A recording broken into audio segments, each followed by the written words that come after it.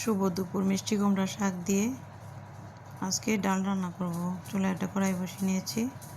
এদিকে মিষ্টি কুমড়া শাক ধুয়ে পরিষ্কার করে কুচি করে কেটে নিয়েছি। মুগ ডাল, মসুরের ডাল সিদ্ধ করে নিয়েছি। পরিমাণ মতো তেল দিয়ে রসুন কুচি দিয়ে কিছু চিংড়ি মাছ রসুন কুচির সাথে ভেজে নিচ্ছি। দিয়ে দিচ্ছি 2 চা চামচ পেঁয়াজ বাটা,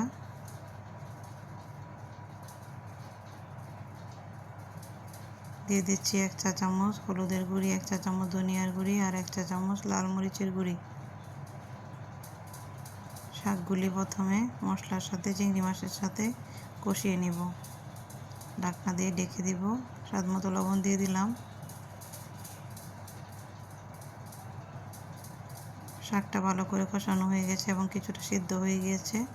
এখন আমি আগে থেকে সিদ্ধ করা মুগ ডাল, মসুর ডাল মিশিয়ে দিলাম। আর কিছুক্ষণ ঢাকনা দিয়ে ঢেকে রাখবো। আমার শাক রান্না হয়ে গিয়েছে। এখন কাঁচামরিচ দিয়ে চুলা থেকে নামিয়ে নিব।